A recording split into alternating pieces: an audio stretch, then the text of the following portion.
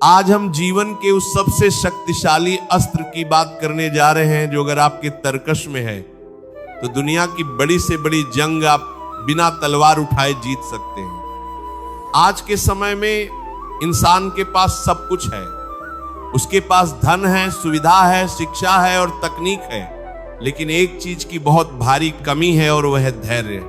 हमें सब कुछ अभी चाहिए, इसी पल चाहिए। 2 मिनट में पकवान तो बन सकते हैं, लेकिन 2 मिनट में एक महान जीवन नहीं बन सकता। आज का विषय आपके अशांत मन को ठंडक देने वाला है। धैर्य रखना सीखो, सब जीत जाओगे। मेरे प्यारे भक्तों, याद रखना कि जल्दबाजी तो केवल विनाश लाती है, लेकिन धैर्य सृजन करता है। जल्दबाजी में लिया गया फैसला हमेशा पछतावे का कारण बनता है, लेकिन धैर्य से लिया गया निर्णय हमेशा सफलता की ओर ले जाता है। हमारे शास्त्रों में कहा गया है कि धीरज धर्म मित्र अरुनारी आपद काल परखिए चारी, यानी धैर्य की परीक्षा मुसीबत के समय ही होती है। जब सब कुछ अच्छा चल रहा हो तब तो हर कोई धैर्यवान बना फिरता है, लेकिन असली वीर वो है जो तूफान के बीच खड़े होकर भी अपना धीरज नहीं खोता। मैं आपको धैर्य की शक्ति समझाने के लिए एक बहुत ही पावन और हृदय स्पर्शी कथा सुनाता हूं। ये कथा है त्रेता युग की, उस महान तपस्वी की जिसने अपने धैर्य से स्वयं भगवान को अपनी कुटिया तक बुला लिया था। जी हां, मैं बात कर रहा हूं माता शबरी की। माता शबरी एक भीलनी थी, नीची जाति की मानी जाती थी। वे अपने गुरु मतंग ऋषि के आश्रम में सेवा करती थी। जब मतंग ऋषि का अंतिम समय आया तो शबरी रोने लगी और बोली कि गुरुदेव, आप मुझे छोड़कर जा रहे हैं, अब मेरा क्या होगा, मैं किसका सहारा लूंगी। तब मतंग ऋषि ने उनसे कहा कि बेटी शबरी, तू चिंता मत कर, इसी आश्रम में रहना और नाम जपना। एक दिन मर्यादा पुरुषोत्तम प्रभु श्री राम स्वयं तुझे दर्शन देने तेरी कुटिया में आएंगे। गुरुदेव तो चले गए, अब शबरी के पास केवल गुरु का वचन था और हृदय में अपार धैर्य। शबरी जवान थी, उन्हें लगा कि शायद राम जी कल आ जाएंगे। वह रोज सुबह उठती, रास्ता साफ करती, फूल बिछाती और मीठे बेर तोड़कर लाती कि कहीं मेरे राम आ गए तो उन्हें भूख लगी होगी। दिन बीते, महीने बीते, साल बीत गए। शबरी बूढ़ी हो गई, उनकी कमर झुक गई, आंखों की रोशनी कम हो गई, हाथ कांपने लगे। लोग उनका मजाक उड़ाते थे।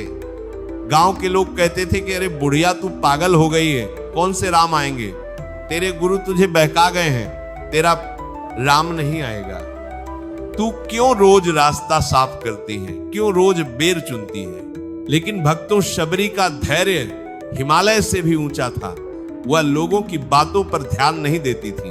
वह बस एक ही बात कहती थी कि मेरे गुरु ने कहा है तो मेरे राम जरूर आएंगे, चाहे आ जाएं या मेरे मरने के बाद आएं, मेरा काम है इंतजार करना। और फिर वह शुभ दिन आया, हजारों सालों का धैर्य फल लाया।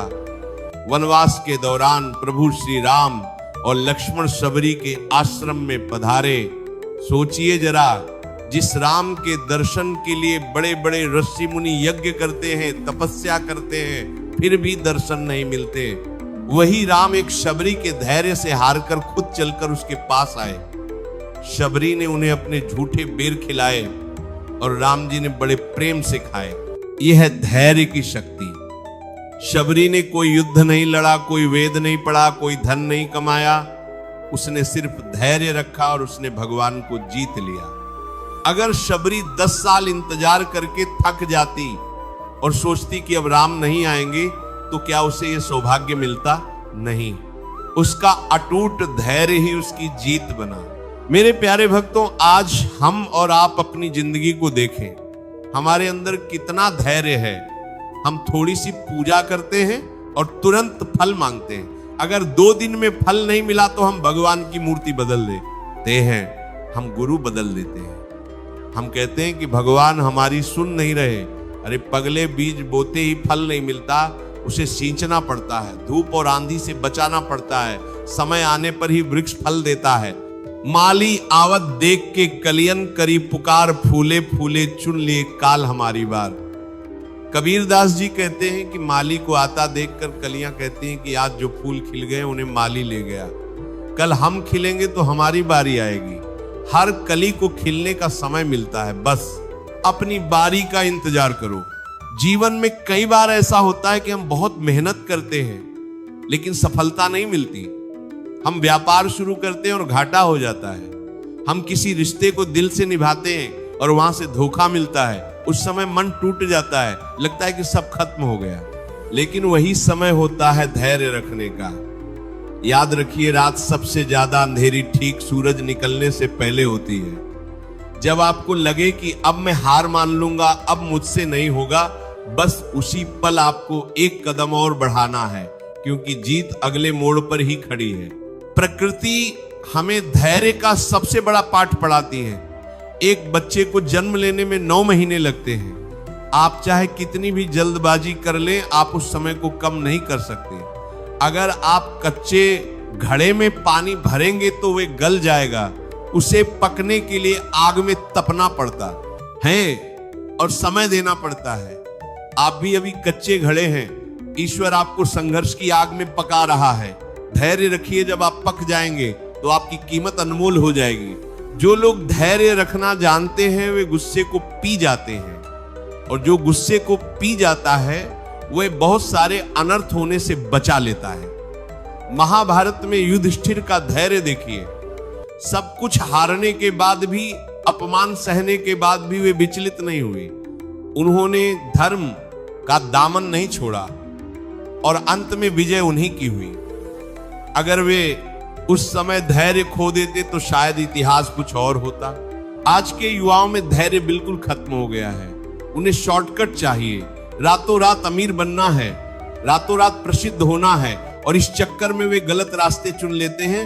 वे जुआ सट्टा या अपराध की दुनिया में चले जाते हैं। याद रखिए, जो चीज जल्दी मिलती है वह जल्दी चली भी जाती है, लेकिन जो चीज धैर्य और मेहनत से बनाई जाती है वह पीढ़ियों तक चलती है। पानी की एक बूंद जब पत्थर पर लगातार गिरती है तो वो एक कठोर पत्थर में भी छेद कर देती है। ये ताकत पानी की नहीं है, ये ताकत निरंतरता और धैर्य की है। अगर पानी की एक बाल्टी एक साथ पत्थर पर डाल दी जाए तो कुछ नहीं होगा, लेकिन बूंद बूंद करके गिरने से पत्थर भी हार मान लेता है। अपनी कोशिशों को बूंद की तरह लगातार जारी रखिए। आपके जीवन की समस्याएं उस पत्थर की तरह हैं जो एक दिन जरूर टूटेंगी। जब कोई आपकी निंदा करे, जब कोई आपको बुरा भला कहे, तो उस समय धैर्य रखना सबसे बड़ी तपस्या है। लोग आपको उकसाएंगे, वे चाहेंगे कि आप अपना आपा खो दें और उनके स्तर पर आ जाएं, लेकिन आपको शांत रहना है। हाथी जब बाजार से निकलता है तो कुत्ते भौंकते हैं, हाथी पलटकर जवाब नहीं देता, वह अपनी मस्त चाल चलता रहता है। उसे पता है कि उसका कद क्या है। आप भी अपनी महानता को पहचानिए और ऐसे लोगों के मुंह मत लगिए।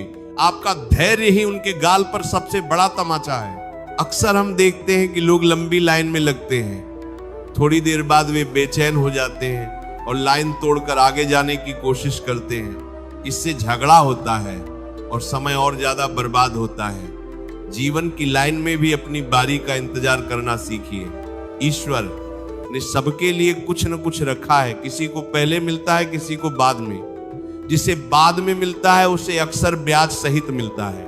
धैर्य रखने वाला इंसान कभी अकेला नहीं होता। साक्षात समय और ईश्वर उसके साथ चलते हैं। जब आप धैर्य रखते हैं तो आप ईश्वर को यह संदेश देते हैं कि प्रभु, मुझे आपकी योजना पर पूरा भरोसा है। मुझे पता है कि आप जो करेंगे वह मेरे लिए सर्वश्रेष्ठ होगा। और जब आप ऐसा भरोसा दिखाते हैं तो भगवान विवश हो जाते हैं आपकी मदद करने के लिए। एक किसान ने बांस का बीज बोया। पहले साल उसने पानी दिया, खाद दी, लेकिन कुछ नहीं निकला। दूसरा साल बीत गया, तीसरा साल बीत गया, चौथा साल बीत गया, जमीन के ऊपर एक पत्ता भी नहीं आया।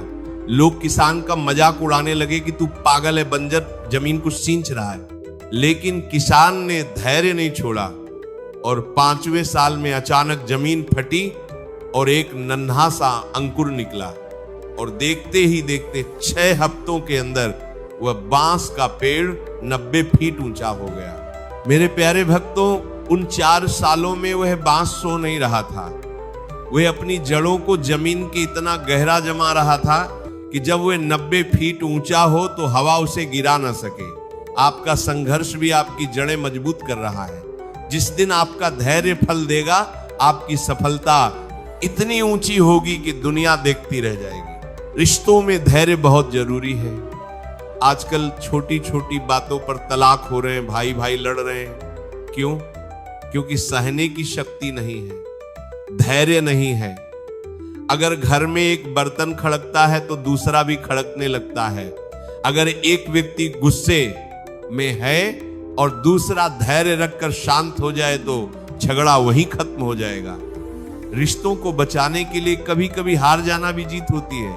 क्रोध मूर्खता से शुरू होता है और पश्चाताप पर खत्म होता है, लेकिन धैर्य समझदारी से शुरू होता है और सुख शांति पर खत्म होता है। जब भी आपको लगे कि अब बर्दाश्त नहीं हो रहा तो 2 मिनट के लिए आंखें बंद कीजिए और अपने इष्ट देव का नाम लीजिए। गहरा सांस लीजिए। आप पाएंगे कि वह तूफानी पल गुज रह गया है। जो इंसान धैर्यवान है उसके चेहरे पर एक अलग ही तेज होता है।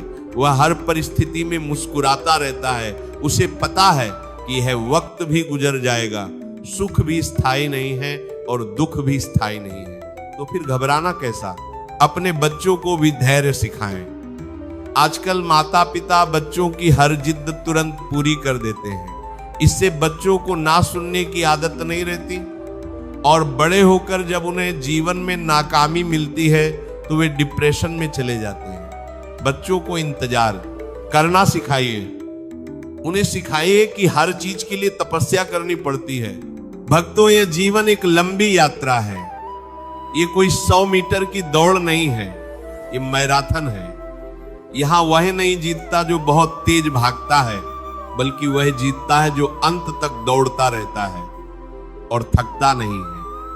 अपनी सांसों को संभाल कर रखिए।